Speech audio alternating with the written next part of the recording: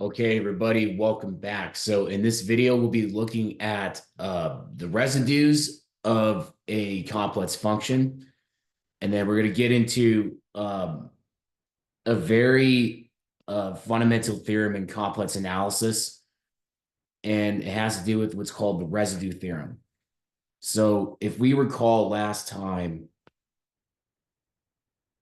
that if f of z, a complex function, has an isolated singularity, right? An isolated singularity. Then we can express, so if a function is analytic on a punctured open disk centered at Z naught, okay, punctured meaning we're not including the center of the circle, then we can express f of Z as a Laurent series, right? So a Laurent series looks like this, right?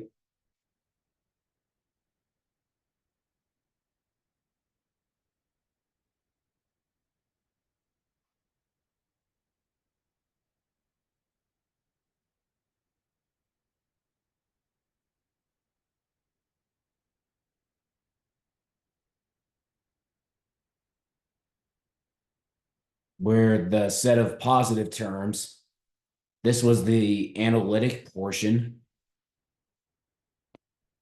and the negative coefficients, this was called the principal portion, right? And we analyze what type of zeros the function f of z has in order it's by looking at the negative coefficients and their number of the negative coefficients, right? So this function will converge for all z that is valid on a disk, on a puncher disk.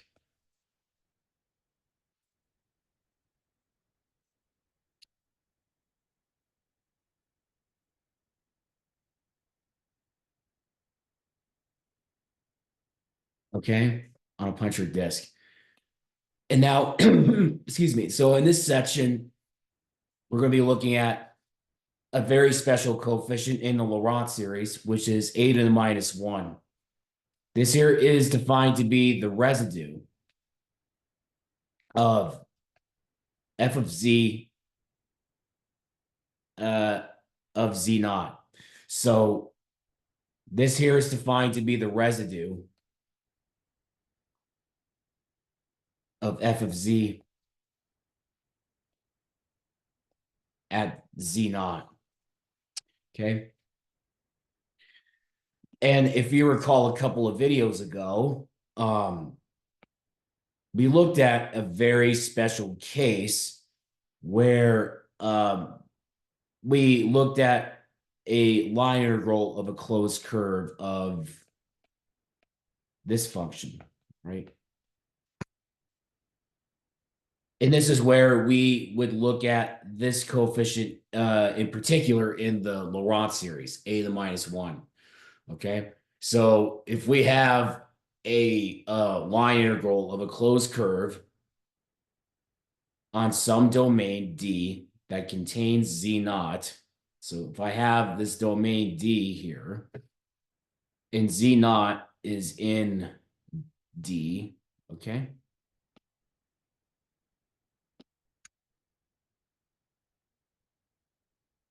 Right, and if Z naught is in D, and let's say this is the closed contour, right? This is the closed contour, right? All right, so now we're going to look at different cases for the exponent on n. So let's say, for example, that n does not equal to -1, right? N does not equal to -1. Now, by the principle of the deformation of curves,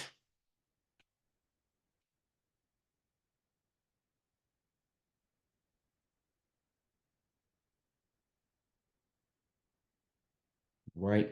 We can somehow reduce down this closed curve into another closed curve that is simpler to compute the line integral for z naught. So essentially, we can deform this closed curve C into a closed circle around z naught, right? Around z naught, we'll call it C1. So we can deform the closed curve C into a circle, right? That was back in line integrals of closed curves, right? So the principle of deformation of curves, okay? So now what this is saying is that we can take the integral of the circle C1 centered at Z naught, okay? Z naught raised to the n power dz here, okay? So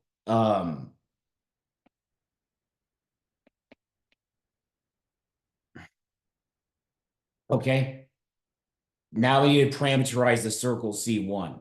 So C1 will have a parameterization of z of t equals to z naught plus, let's say, capital R. Actually, I'll do some other letter. I'll do R0. R0 times e to the I t. T is in between 0 and 2 pi. Okay. So now by the parameterization, right? So this integral equal to the integral from 0 to 2 pi. The z naughts will cancel. And so we'll have r times e to the it times dz, which is z prime of t, which in this case is I times r0 e to the it dt. Okay.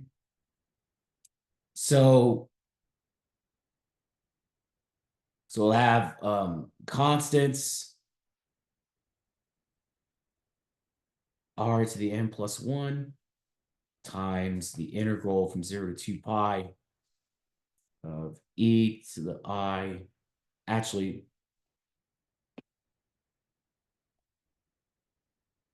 n plus 1 times I times t dt. So this becomes a single variable integral, right, with respect to t. So in this case, just use the definition of, excuse me, use the definition of the exponential antiderivative.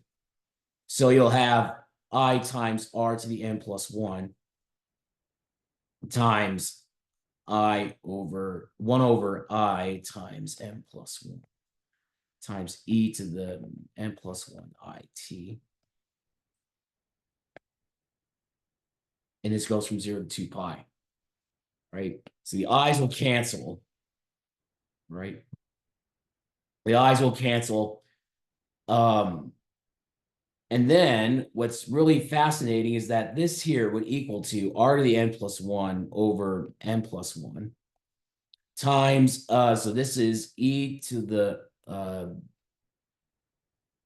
2 times n plus 1 pi I minus e to the 0.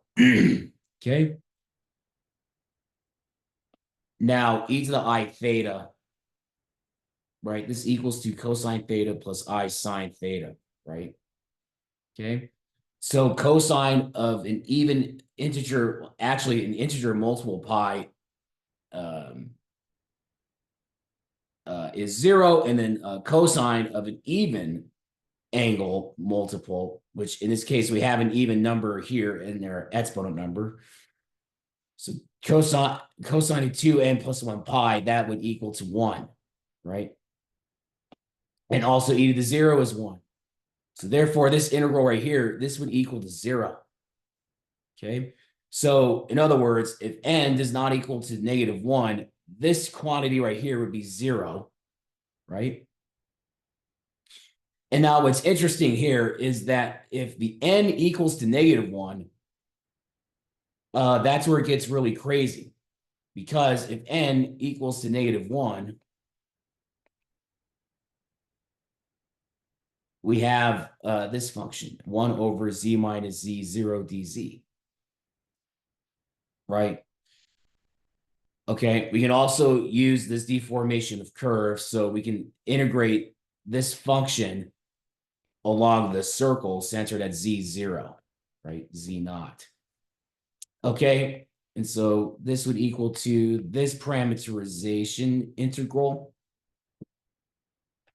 So it'll be 1 over r0 e to the minus it, right? And the dz in this case,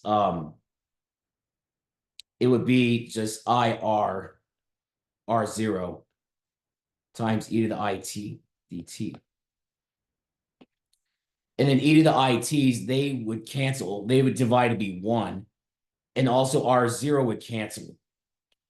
So this integral would turn out to be this, and this would equal to 2 pi I.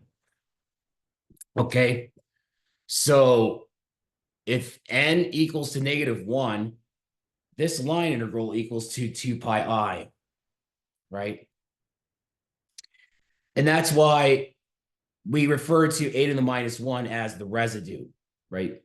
If we were to take the line integral of this curve, f of z, right, we can look at the line integral of this sum, right, of this sum here.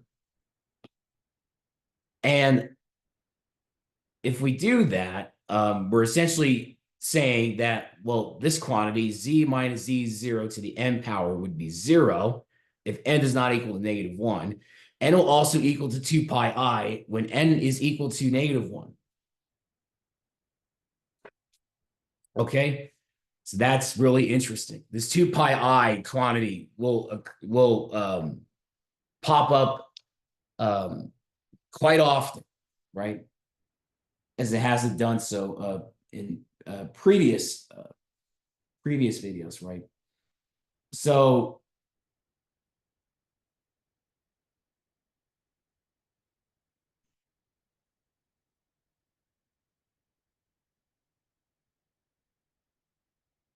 okay, so so now let's go over the definition of the residue of a pole.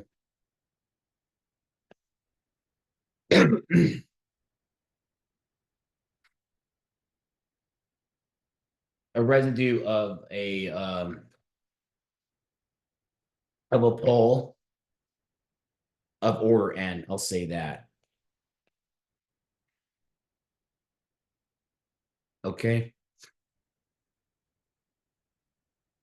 So if f of z has a pole of order n,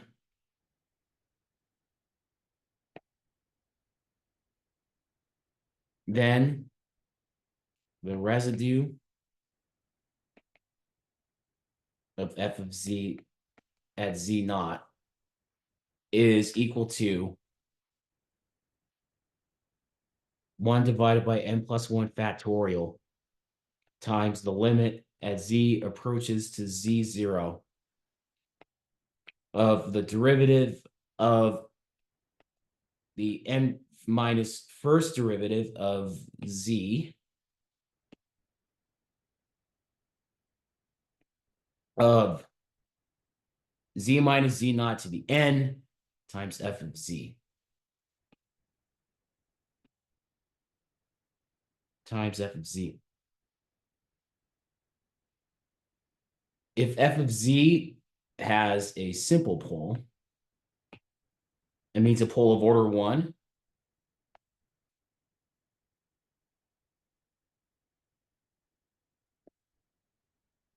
It's equals z0.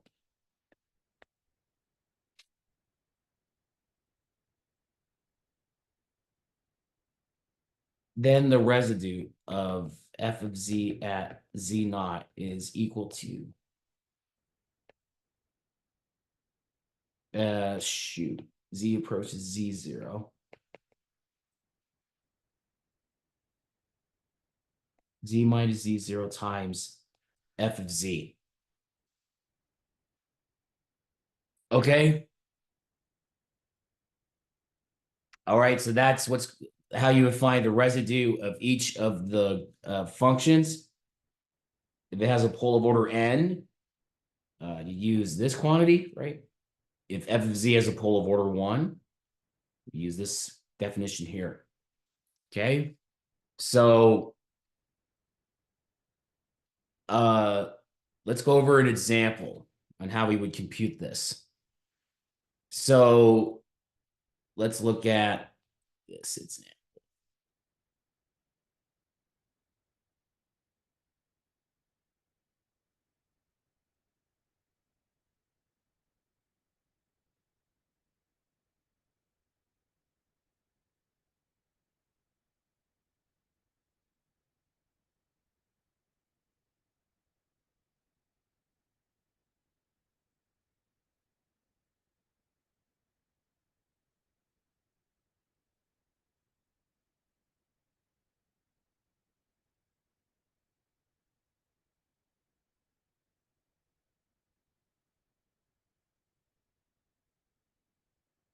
So basically, we want to look at the residue of z minus 1, right? Z minus 1. Okay. So we know that z equals 1 is a pole of order 1, right? Of order 1, right? So basically, the residue of f of z at 1, this equals to z minus 1 time, times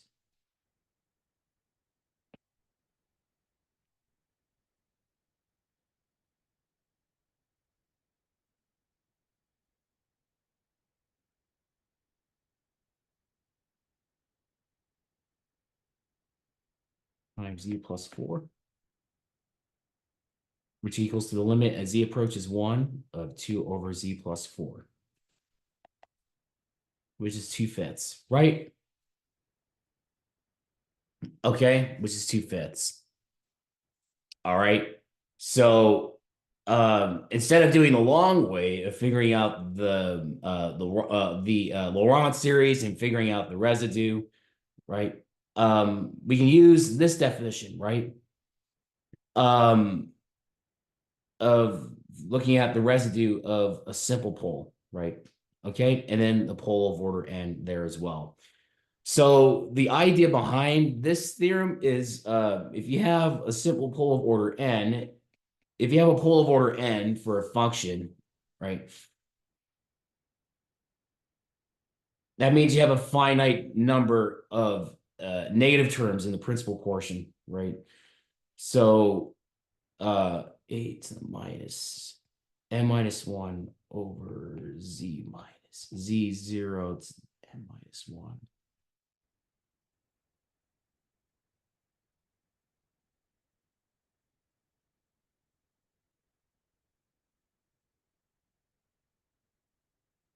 And this is the analytic portion.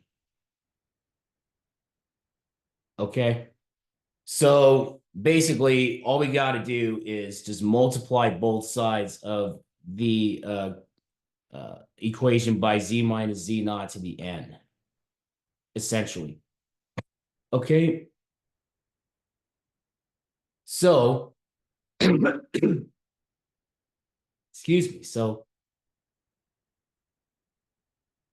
right, so I'll have f of z is equal to a to the minus n plus a to the minus n minus 1.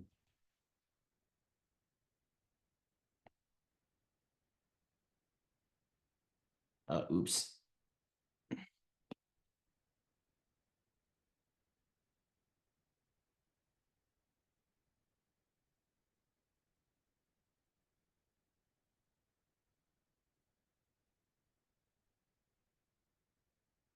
And then we'll have A0 times Z minus Z naught to the N power. So essentially, um,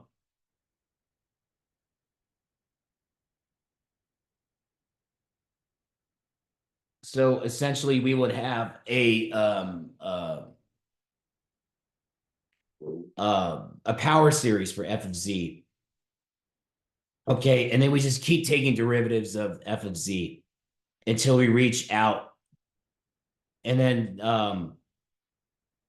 and assume that f of z is analytic at z naught. Okay, so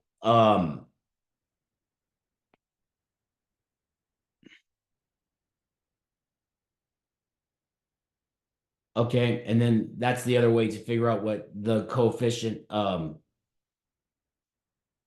to the minus one would equal to. So I should write out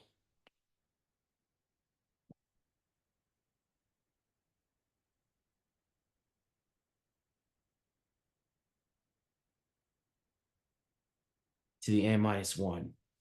So that is that quantity, right?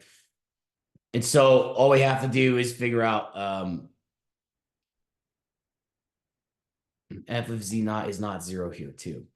Okay, so we're just essentially taking the derivative of f of z in this power series, and we'll get the desired result for figuring out what a sum minus one is, right? A sum minus one, or the residue, right? The residue. Okay, so yeah, so that's what that comes from. So so it's a simple pole, and okay.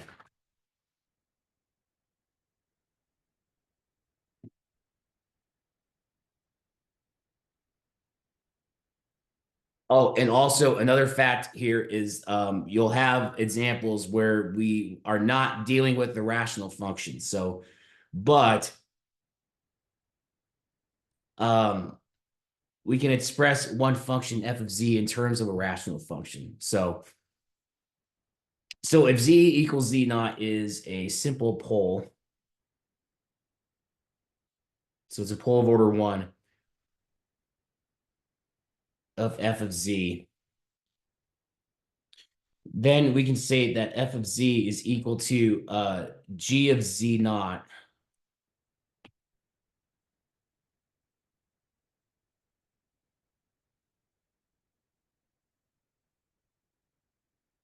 then we can say the residue of f of z at z0. This would equal to g of z naught divided by h prime of z naught, where h of z and g of z are analytic functions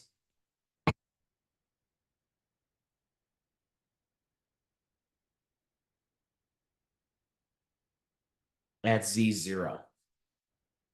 Okay, so that's pretty important. But with that, let's go over some more examples.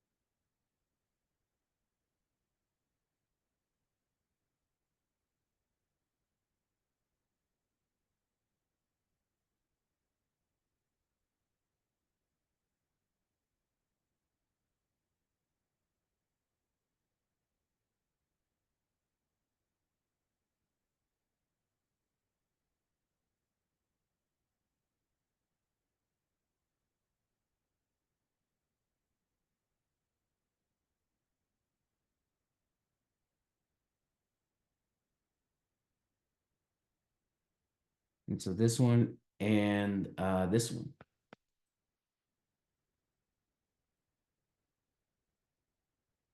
Okay. So for this set of examples, I want you to work on figuring out the residues for each of these quantities here, right? And try to come up with what you thought would be the residues of for each of the zeros for the indicated functions. So pause the video and I want you to work on this. Okay, so I assumed you worked on this example, so let's work these out one by one. So I'm going to get this out of the way. We'll deal with those later. So we want to look at the residues for f of z equals z divided by z squared plus 16. So we can factor out the denominator, right? So we can use this difference of squares method. So z plus 4i times z minus 4i. Okay.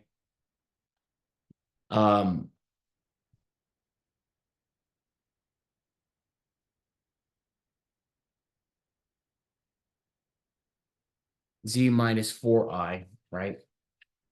And so I'm trying to look at what my word was.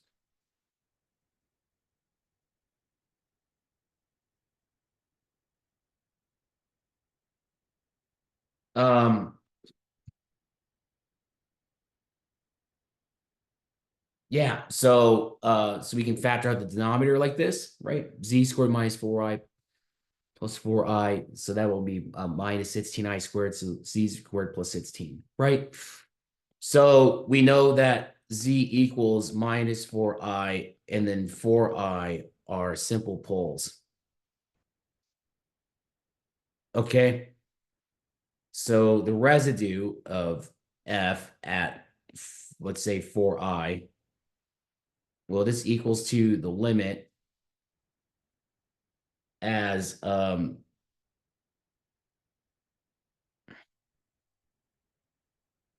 z approaches 4i of z minus 4i times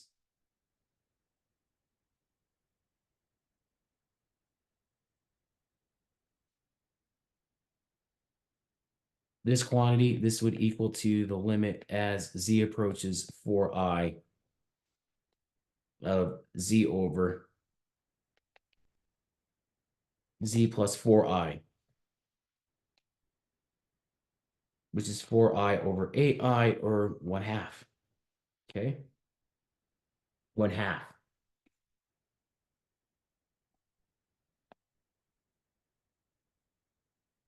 Also at minus 4i, well, this would equal to the limit as z approaches negative 4i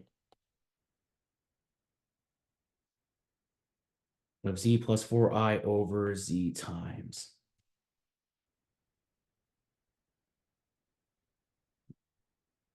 z plus 4i times z minus 4i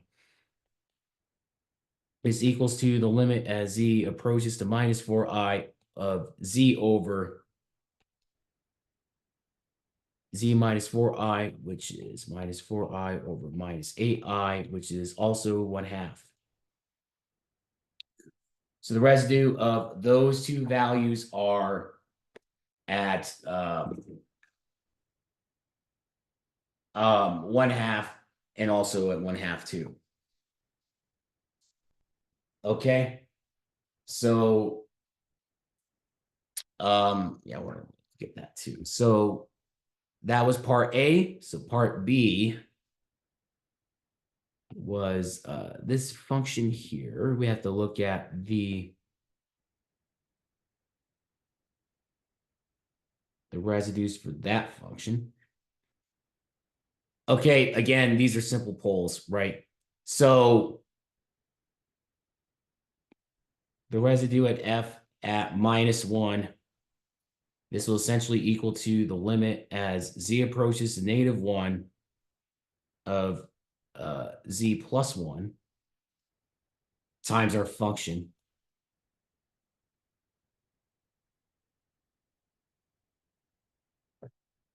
which would equal to the limit of this quantity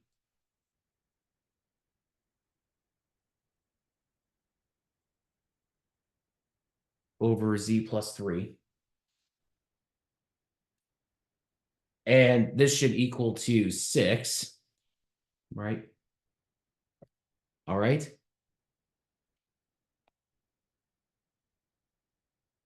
The residue of the function at -2, well, this would equal to the limit as z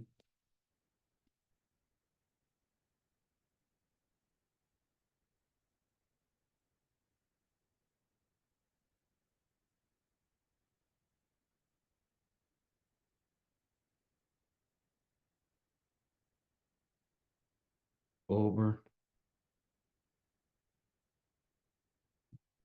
z plus 3. Just excuse me, just do direct substitution and you should get -31 as this quantity. Excuse me. And then the residue of the function f at -3 is equals to the limit as z approaches -3 of z plus 3 times f of z.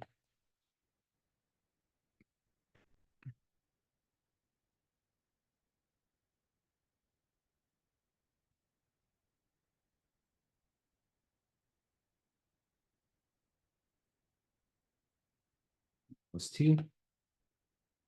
And this should equal to 30. Okay. That should equal to 30.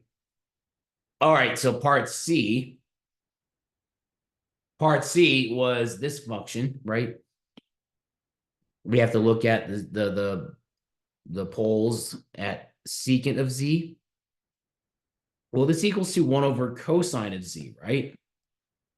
It's our function. So if we can express f of z equals to a rational function, g of z divided by h of z, where h of z is analytic at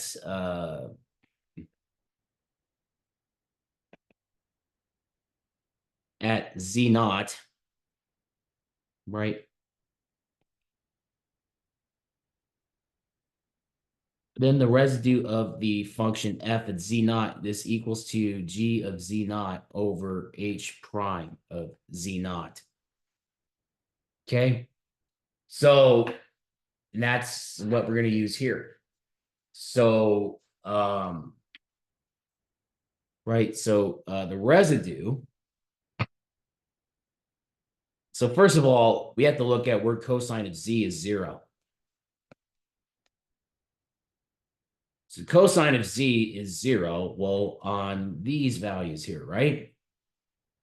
So basically z is a integer multiple of pi. I'm sorry, pi over 2, excuse me. So cosine is 0 on the imaginary axis. So essentially, z is equal to an odd integer multiple of pi over 2.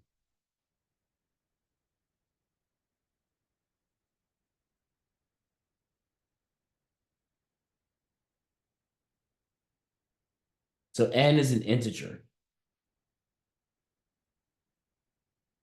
And what's fascinating here is that each z value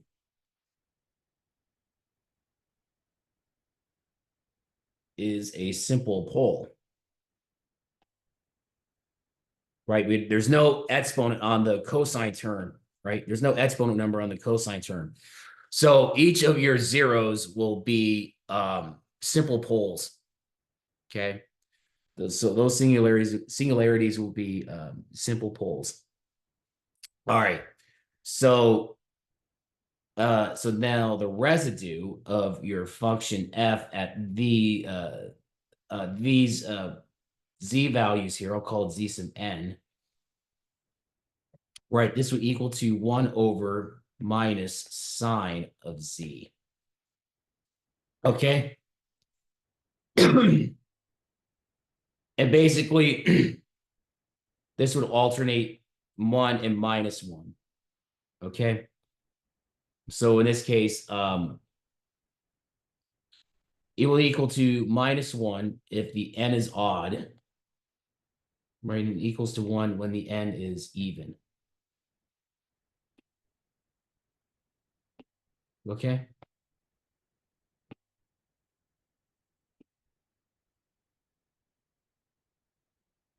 So that's basically it. That's how you figure out the residue. Okay. Of those different zero values. Okay. I'll try one more example and then I'll move on to the residue theorem. So,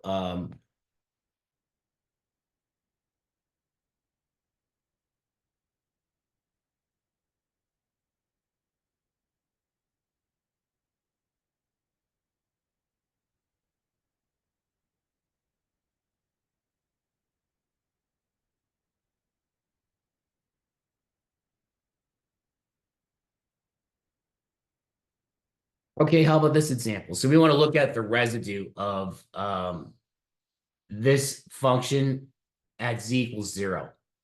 Okay. So we know that z equals 0 is a pole of order 3. 3.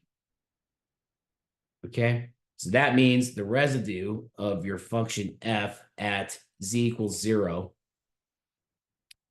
Okay. This is equal to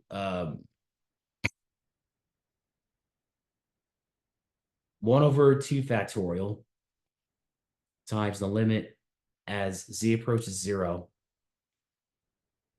of the second derivative of z of z cubed times 1/z cubed times 1 minus z cubed. Okay.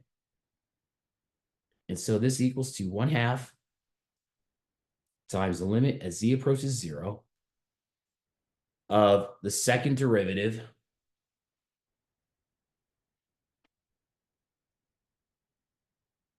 of, I'm going to write out this function like this. So 1 minus z to the minus 3 power. And so this equals to 1/2 times the limit as z approaches 0 of, so we'll have -3 times 1 minus z to the minus 4 times -1 as our first derivative. And so our second derivative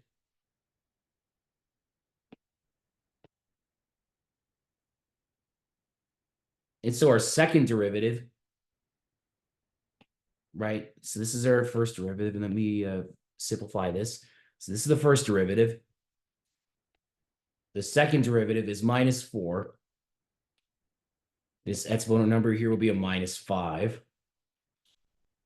And then it's times by -1 by the chain rule, right? And so we'll have this quantity as the second derivative, 4 times 3 times that. Okay. So it'll be 1/4 factorial times the limit as z approaches 0 of 1/z minus, or I should say 1 minus z.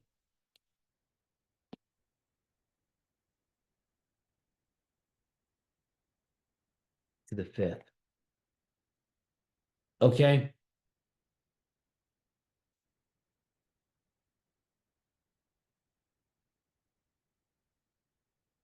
So, yeah. So in this case, will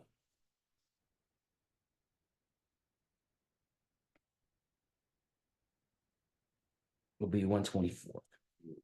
Okay. So that's how you would do an example.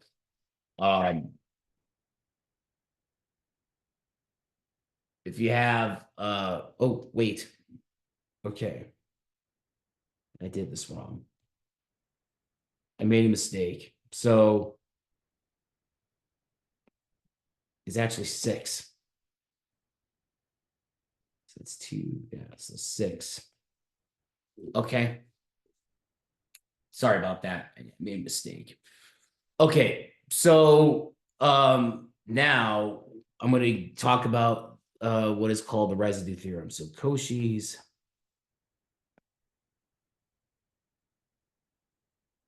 residue theorem. Okay. And it goes like this. So let D be a domain.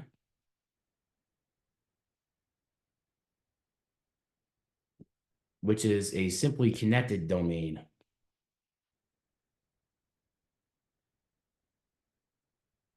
And C is a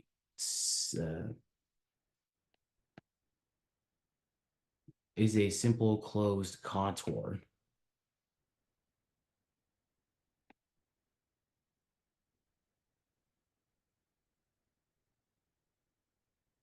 Lying entirely in the domain D.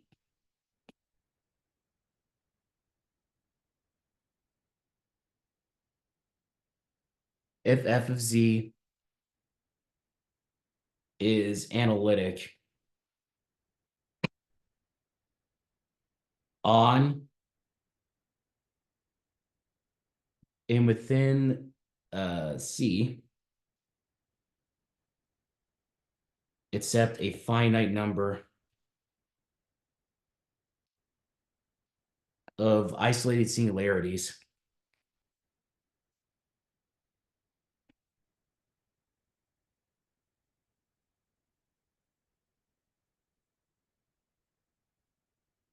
Z1 through Zn,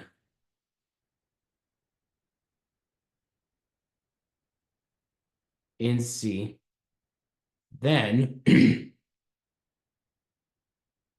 line integral of the closed contour, this would equal to a sum, when k equals 1 to infinity, of 2 pi I times the residue of f of z at z sub I.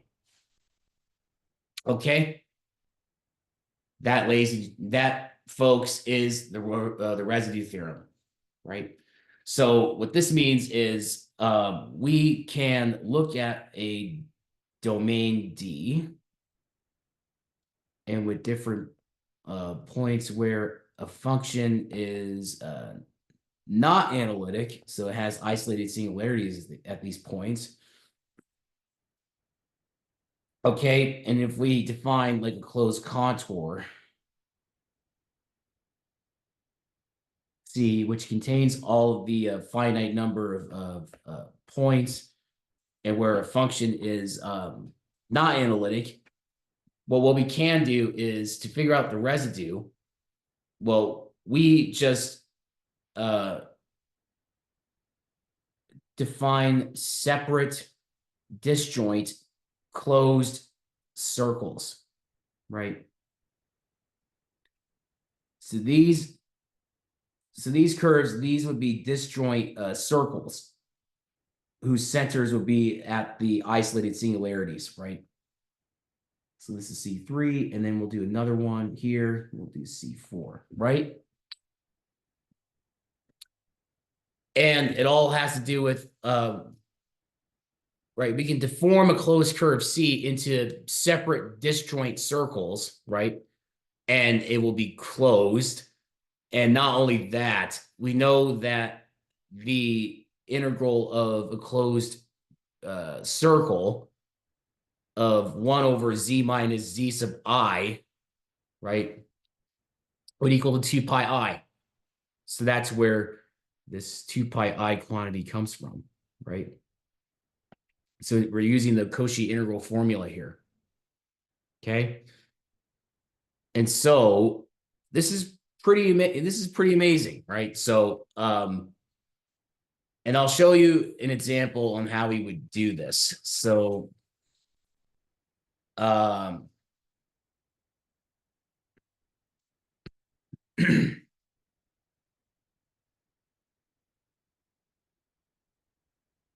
where is a good one?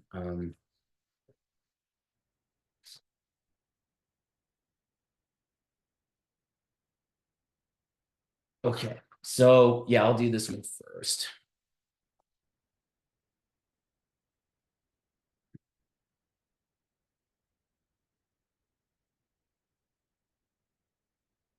Use the residue theorem to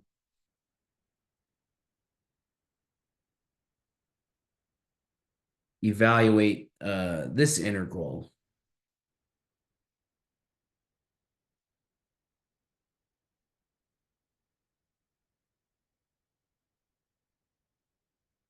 And we have to define the sets, right? We have to define the domain here. Excuse me.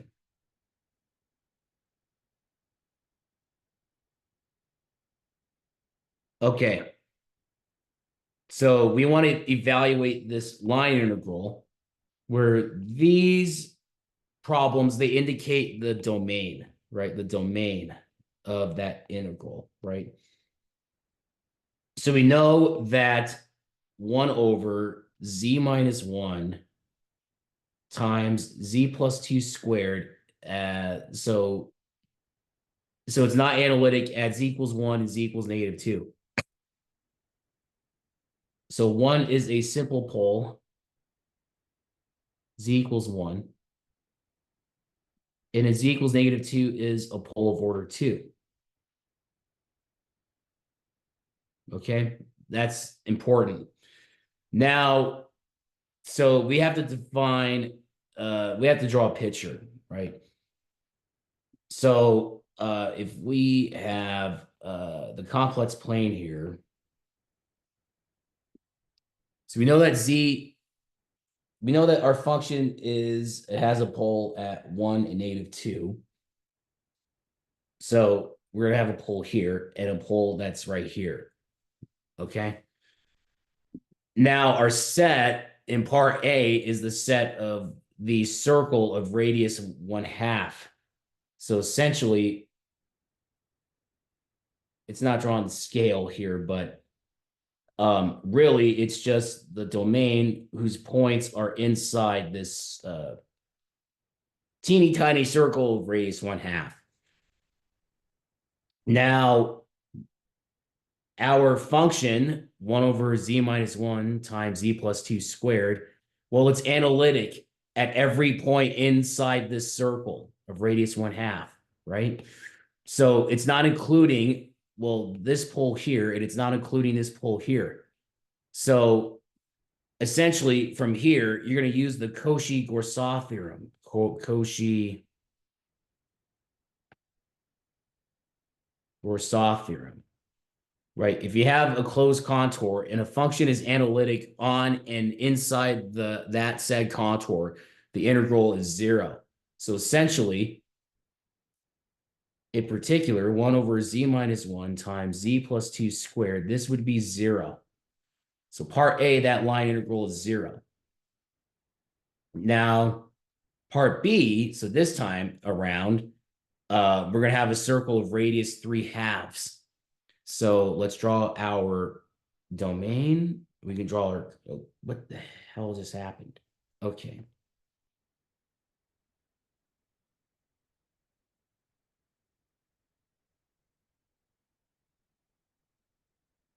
So essentially, let's draw our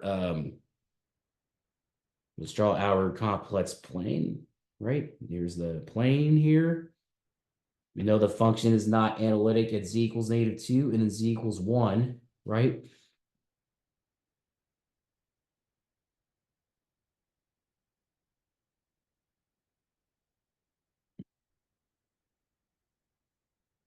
And then we are concerned with the circle of radius 3/2, right? So the circle of radius 3/2 here. So 1.5 is here. So 1.5, 1.5, 1.5 is there.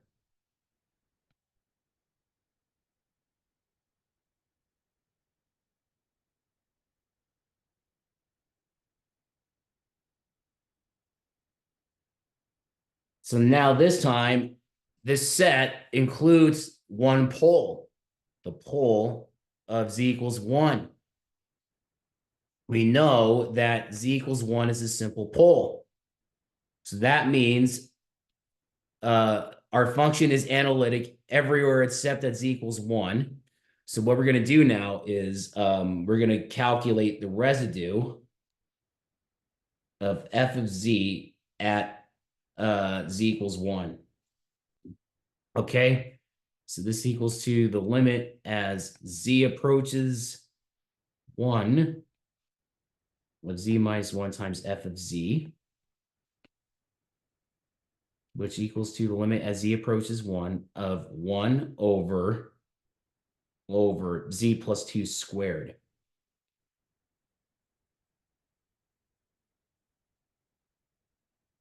Okay, which is 1/9. All right, so that's the residue. And so the line integral of the line integral of the circle, so C would be the circle of radius 3/2. So this line integral, this would equal to 2 pi I times 1/9, which is 2 pi I over 9. Okay. Pretty straightforward. And now part C says, well, what about the circle of radius 3? So this time, this will be able to include both points of isolated singularities, right?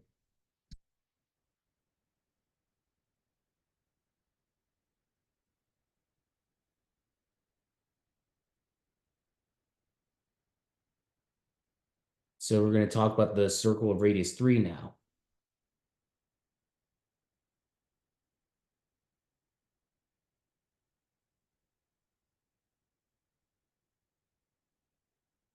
So now this set includes both points of both singularities, right? And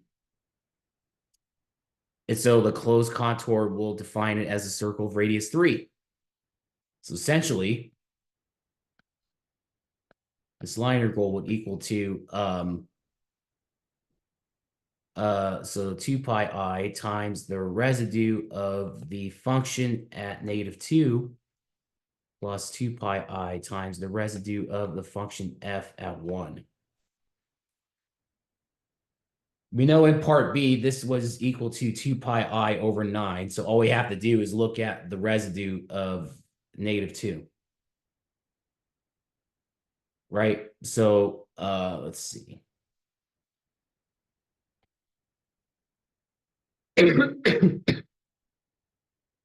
Okay. And so this quantity, this would equal to so 1 over 1. So this will be 1 over 1 factorial times the limit as z approaches -2 of the derivative of z plus 2 squared times 1 over z minus 1 times z plus 2 squared. Okay.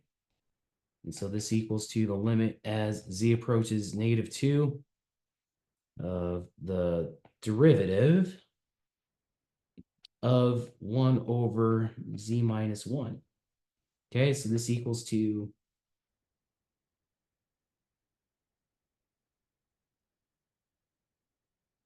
so it'll be -1 over z minus 1 squared.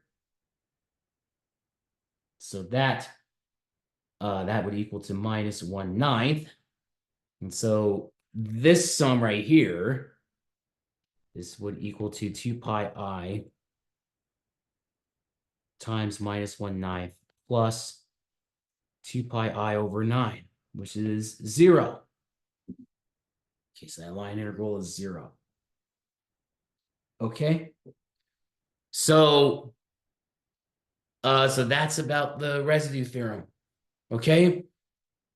So here's some problems for you to check comprehension. We are actually at the end of this series. Okay.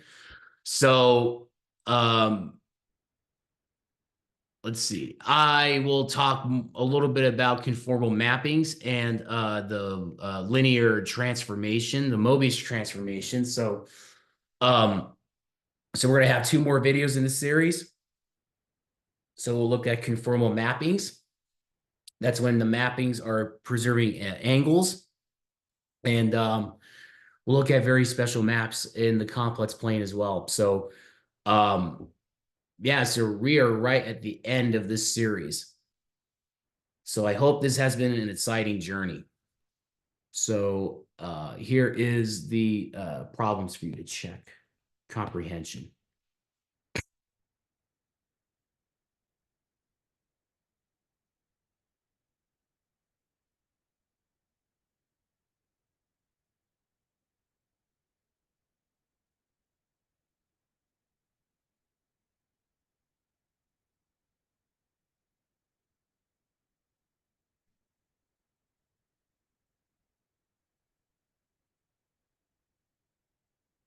Okay, that should be enough.